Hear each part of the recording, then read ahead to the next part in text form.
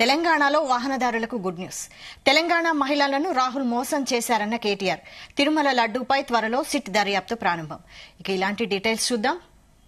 తెలంగాణలో వాహనదారులకు రేవంత్ రెడ్డి సర్కార్ గుడ్ న్యూస్ చెప్పింది.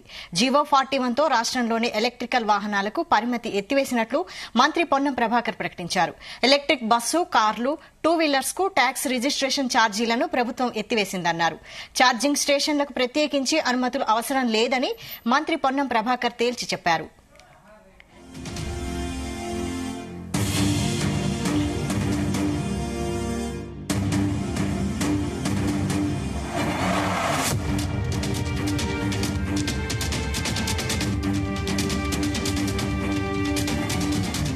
తయారీదారులే ఛార్జింగ్ స్టేషన్లను ఏర్పాటు చేస్తే బాగుంటుందని సూచించారు.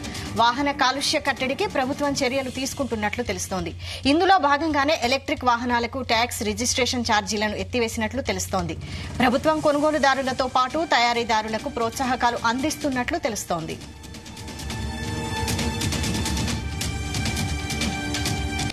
వెహికల్ ప్రొడ్యూసర్ డిపార్ట్మెంట్ కాదు, వెహికల్ ప్రొడ్యూసింగ్ కంపెనీస్ ఉన్నాయి. ఎప్పుడైతే వెహికల్ ప్రొడ్యూసింగ్ సంఖ్య పెరిగిందో దాని ప్రకారంగా ఛార్జింగ్ స్టేషన్స్ కావచ్చు, లేదా చాలా మందికి ఇప్పుడు వాడుతున్నటువంటి ఎలక్ట్రిక్ కార్ల ఓనర్స్ తోటి మనం ఇంటరాక్ట్ అయినప్పుడు వాళ్ళే స్వయంగా వాళ్ళ ఇంటి దగ్గర దీన్ని పెద్ద కమర్షియల్ గా ఏర్పాటు చేసుకోలేదు. కానీ దూర ప్రయాణం చేయాల్సి వచ్చినప్పుడు అక్కడక్కడ పెట్టాల్సి వస్తుంది. సపోజ్ నేను కరీంనగర్ రోడ్ పోతుంటే S4 అనే ఒక రెస్టారెంట్ ఉంది. దానిలో ఆ విధంగా ఛార్జింగ్ సిస్టమ్ ఏర్పాటు చేశారు. ఇది దీనికి రవాణా శాఖ అనుమతి అవసరం లేదు.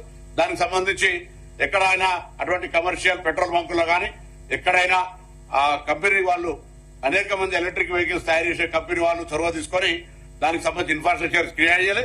దానికి ఇన్ఫ్రాస్ట్రక్చర్ గా ఎలక్ట్రిక్ ఛార్జింగ్ స్టేషన్లు ఏర్పాటు చేయడానికి గవర్నమెంట్ ఇప్పుడేం ఇట్లా చొరవ తీసుకోలేదు. దీని ఎందుకు చెప్తున్నాం అంటే గవర్నమెంట్ ఏర్పాటు చేసేదానికంటే ఎక్కువ ఏ వెహికల్ ఉత్పత్తిదారులు ఉన్నారో వాళ్ళ వెహికల్ మార్కెటింగ్ సంబంధించి మారుతున్న కాలానికి అనుగుణంగా సోషల్ రెస్పాన్సిబిలిటీగా వాళ్ళని కూడా బాధ్యత ఉన్నది.